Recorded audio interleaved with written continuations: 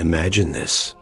You're sitting in church, flipping through Genesis, and someone tells you, Support Israel, or else God might not bless your 401k. Sounds biblical, right? Well, not exactly. Today, we're tackling a big question.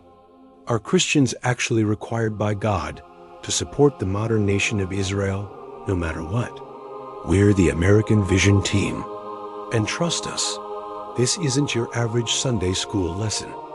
Because this isn't just about one Bible verse or one war. It's about what we call a blessing, what we mistake for faith, and why some Christians might be confusing obedience to Jesus with blind allegiance to a government. Let's start here. Is the modern state of Israel the same as the Israel of the Bible? Short answer, no. The modern nation of Israel was created in 1947 by the United Nations, not Moses. A vote, UN Resolution 181, partitioned the land against the will of its Palestinian inhabitants and kicked off the Nakba, which displaced over 700,000 people. The founder of Zionism, Theodor Herzl, wasn't quoting prophets. He was negotiating with European powers. So when Christians treat this as divine prophecy fulfilled, what they're really doing is slapping a halo on colonialism. Genesis 12 says God blessed Abraham to be a blessing to all people, not just one flag, army, or state. That's not theology. That's geopolitics with a spiritual Instagram filter. Christian Zionists often argue we must support Israel because its citizens are Abraham's descendants. But here's the twist.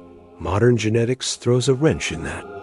A 2010 study by Doron Bihar found Ashkenazi Jews, who make up most Israeli Jews, have significant European ancestry.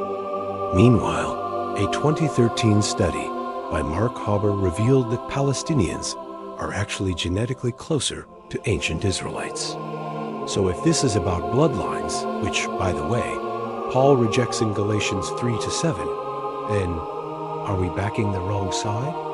But even if ancestry did matter, the gospel says justice matters more. Romans 2 verse 29 says, real covenant is about the heart, not DNA. Now, let's address the elephant in the room. Is opposing Zionism the same as opposing Judaism? No. Zionism is a 19th century political movement. Judaism is a 3,000-year-old faith based on the Torah. In fact, many Jews, including Orthodox groups, oppose Zionism on religious grounds. They say displacing others in the name of God violates the Torah. So yes, you can love and support the Jewish people without rubber stamping the actions of a government. And if your theology can't tell the difference between faith and foreign policy, maybe it's not theology at all. Romans 9 verse 6 says not all who descend from Israel are Israel. Galatians 3 verse 29 says, if you belong to Christ, you are Abraham's seed. Translation? Being Israel in the new covenant is about faith, not passports. So if you believe blessings come from backing a state, not embodying the kingdom, you've turned the cross into a travel document. Now, let's talk about the biblical arc. Is Israel's story about empire or freedom from empire? Hint, it's Egypt to Babylon to Rome. The people of God are always the ones getting crushed, not the ones doing the crushing. So when Christians back empire in the name of God, it's not theology, it's cosplaying Pharaoh. Micah 6 verse 8 doesn't say, defend borders. It says, do justice, love mercy, walk humbly. Many preach Zionism like it's divine prophecy. Spoiler, it started in 1897, not ancient times, and by a secular Austrian journalist, Theodor Herzl. Today, Zionism fuels settlement expansion, displaces families, and does it all under the banner of divine right. Prophets like Amos and Isaiah never cheered on tanks and checkpoints. They preached justice and freedom. Jesus never said, build a greater Israel. He said, My kingdom is not of this world. Modern Christian Zionism is built on something called dispensationalism, a 19th century theory cooked up by John Nelson Darby. It teaches that Israel must exist so the world can end, literally.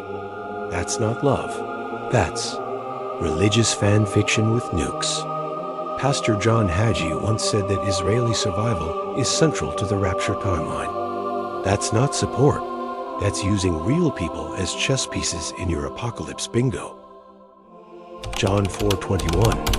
Jesus tells the Samaritan woman that worship will no longer be tied to a mountain or Jerusalem. Translation? Holy ground isn't about GPS, it's about justice. God doesn't live in border checkpoints. God lives in the crushed, the poor, the disinherited. Revelation doesn't demand loyalty to any nation. It exposes Babylon, every empire that uses religion to justify violence.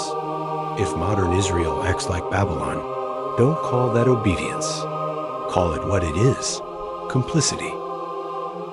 Does Israel have the right to exist?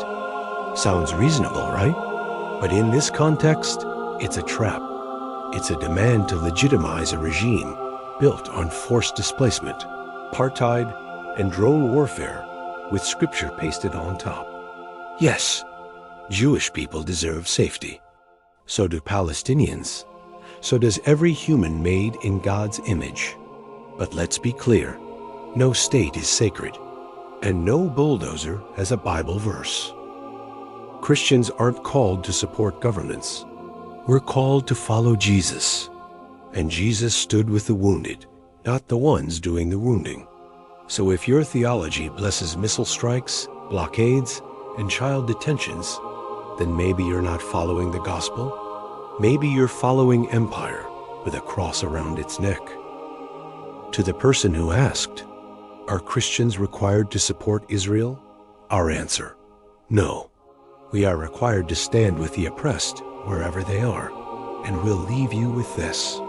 May God be as merciful to Zionists as Zionists have been merciful to the children of Gaza. If that sounds more like a curse than a blessing, well, maybe you already have your answer.